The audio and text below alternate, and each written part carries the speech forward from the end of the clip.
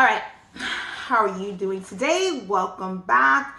I am going to go straight into the final and last self-made Netflix series review, episode 4, which is the last one.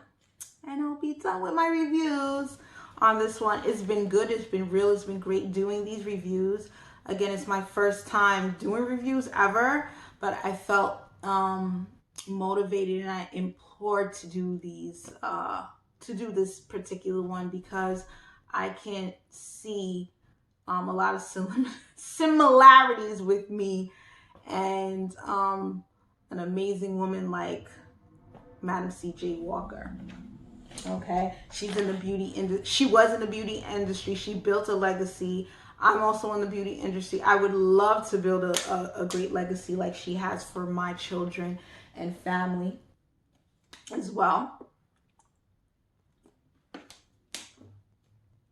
And I learned a lot watching the series and stuff. And I'm gonna take a lot of the things that I learned, and it was like also like a refresher that I'm also on the right track as well too. And it was really really good watching it. But I'm gonna go into the reviews again from a business perspective. So now, the last and final episode, Sarah's had her business for 2 years now since she's opened her factory. It's scaled tremendously. She had the investor she needed to get the money. It's very important as a business person to get capital and money to scale your business. She had that and she was able to scale. That's why it's very important for female entrepreneurs, especially Black females, to get the funding and support so that way they can scale and compete in today's market. Okay. She was able to leverage herself. She leveraged herself by opening a factory to get more products out there faster. She had more employees, and she also had sales representatives who also had their own independent business through her business, which I call franchise, mini franchise.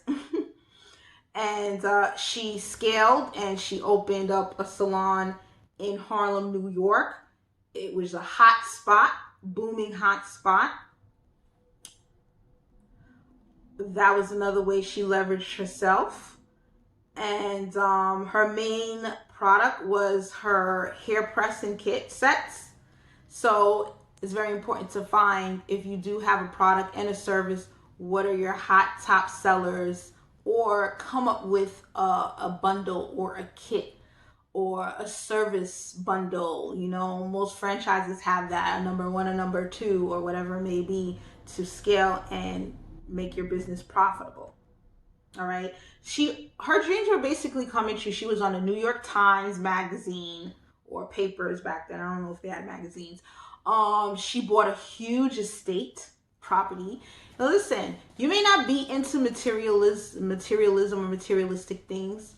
I'm not so much. I really don't care. To me, true wealth is your health and your family and spending time and having time. That's what matters to me the most. But at the end of the day, also, it's cool having nice things. There's nothing wrong with having nice, beautiful things. She built herself a beautiful estate, a huge one.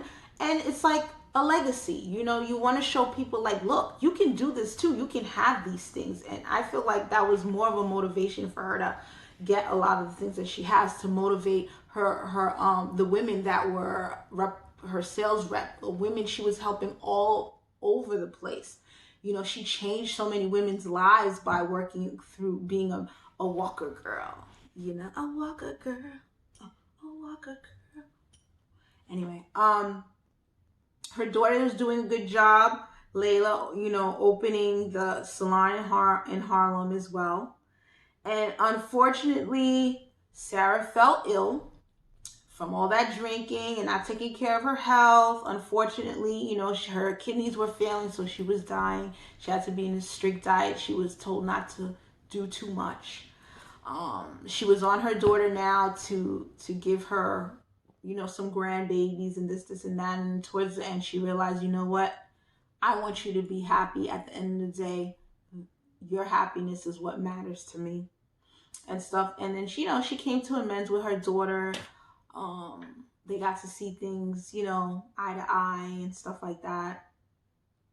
And of course, she still hadn't divorced her husband yet. He wanted to divorce.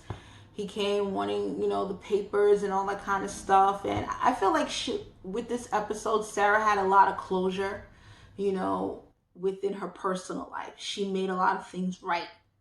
And it's sad that it took her dying to do that, sometimes it's like, oh, took, unfortunately, Sarah knowing that she was dying to make amends with CJ, to finally sign the divorce papers, to make things right with her daughter and their differences, and respecting her daughter and her choices. And also, you saw where a lot of her passion with donating and giving back came from, because unfortunately her lawyer Ransom, his brother was hung by a gang of racist white men for sticking up for his nephew, and he was hung and he died. And that's why she donated a lot, especially, and she was a woman's rights, and she spoke up for the rights of people. She was also involved with different social organizations, cultural institutions, and she was a big support as far as anti-lynching movement. There's a lot of things. I felt like Sarah, this episode was like a good closure. She was successful. She made it happen. Another thing, skeletons came out of the closet that was found out. Addie finds out that, she hears it allegedly that Sarah stole her formula. And Sarah admitted. Again, this episode was like closure. Like, listen, I'm dying. I gotta make everything right before I leave. Things right with CJ, close that here, sign the papers, boom. Make things right with my daughter. Okay, you want to get the salon? The business is going to go to you. The legacy, you are my legacy, continues. Her daughter even adopted a young girl, which I thought was beautiful, that they were able to pass on the legacy in that way. And she and Addie had a talk. They talked it out. Well, she was like, when she went to the funeral, Addie was there, and when she went back to Indianapolis, Sarah, and she was like, yeah, I took your formula, but I made it better, and I built a bigger business than you, and I wanted to work with you, but you didn't want to work with me because I didn't fit your brand qualities. And she was just like, we can go fighting, doing all this ugliness, but how does that better our people? How does that help? And she basically, I felt like they had their own closure in a way and stuff like that. And I was just saying to myself, Addie was a businesswoman, and she felt betrayed by Sarah. You know what I mean? And I was just like, a lot of things that Addie was doing, it was more of like, she felt betrayed and like, yo, I'm gonna get Sarah. Like, who does she think she is? Like, I felt like it wasn't her pettiness and her antics was more coming from more of a place of hurt, not just so much about competing. Because listen, I'm sure there were other women who were also entrepreneurs back then, building businesses, but the highlight of the series was talking about Sarah, Madam CJ Walker, and also Addie was an entrepreneur in her own right. And I'm sure there was plenty of other ones, but this is not what the series was about. So I don't think she was afraid of competition. I just felt like because it was Sarah, because she felt like she took her into her wings, she felt like she was betrayed by her, and that's why she wanted to find about that formula. She had like an inkling that, was it my formula? Like, I just don't get it. And Sarah was like, you are an amazing person. You've created something, and it works. And it's phenomenal. and stuff. So it's pretty much, and then Addie walked away and left. And before Sarah knew she was dying, so she wanted to have a women's conference, a major, huge women's conference. So she's like, I want all the female reps there. I'm deciding to have it in my house. Her estate was that big, y'all, that she could have it in her house. She finally gets a meeting with the 10 cents or less drugstore. And she got in to get a deal with them. But her workers were like, yo, no, what about us? You're going to take the food out of our mouths, our money, our jobs, and this, and that. You're going to go into these stores. So it was just like, they were like, you got to make a decision. And Sarah went and she spoke with Rockefeller. And his mindset was just straight business. Employees, they're like children. They don't know what they want. And I was like, and Sarah just realized, and he said something. He was tired. It was like, yo, you not letting anybody tell you what to do, and your tenacity and bossness is what got you here. I'm sure you can handle that. Fire them all. And Sarah she didn't say nothing. She was like, okay, and left. And then she realized, she said to them, you know what, ladies, I'm backing out of the deal with them, because my vision was for all women all over the world to be able to, she was reminded about where she came from, and what her vision for the brand and the Walker girls and this and that. So I thought that was great. That was great that she was able to do that. And that was great that these women stood up for themselves as well too.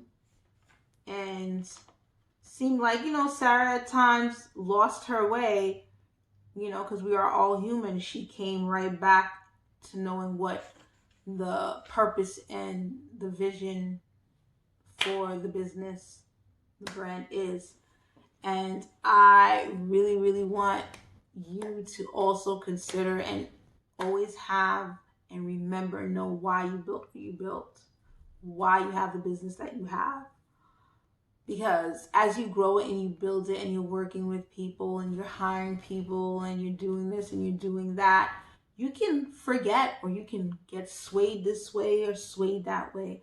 But if you have a mission statement, a solid way of looking, a foundation, a rock. Like my rock and foundation are my 3 E's.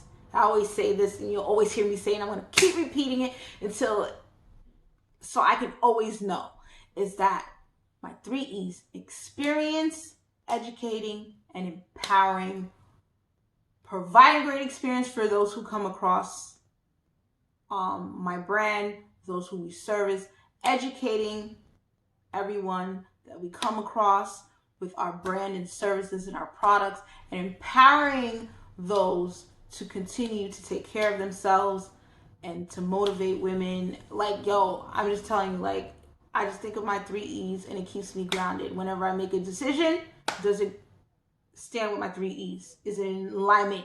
Does it correlate with my 3 E's? If it doesn't, then it's not working. It's not going to work and stuff like that. And I felt like Sarah got a little sidetracked, lost with the 10 cents of the drugstores, wanting her brand everywhere in the world. But understanding what made her brand grow was the women that worked with her, the independent business women, the Walker women. And they were able to have their own salons, their own businesses, their own that, and take care of their family, put their kids through school, and do a lot of things through the brand and stuff. And I would say that's one of my main big goals and dreams, is to be able to write enough checks out to women so that when they're able to take care of their family and pay their bills and this, that, through Beautiful Leo and stuff as well. That is definitely a huge dream of mine, to do that. Unfortunately, we all must pass, and Sarah passed away in 1919. But she left a huge legacy. She was in the Guinness Book of World Record as the first self-made female millionaire in the United States. All right. She left a huge legacy, a huge market servicing African American.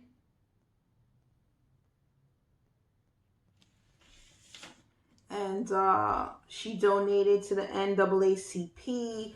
Again, she supported a lot of black colleges and organizations and cultural institutions. And she's definitely a woman to have a series on as well. I'm sure there are a lot of Madam C.J. Walkers out there today and in the past that are continuing doing great things as well. And that concludes my reviews for these episodes. I am done, and I'm glad I did it. I completed it. I said I was gonna. You don't know the high I get when I say I want to do something, and then like I have it in my mind and start thinking about it, and then I write it down, and then I plan it, and then I execute it, and then I complete it, and it's done. It is the most fulfilling thing. To say you're gonna do something, you do it, get it done. It's just like, oh, I love that feeling. I love that feeling. I really, really do. Thanks again for watching. Please subscribe, like, and share this video. Stay safe, be safe, and God bless you all.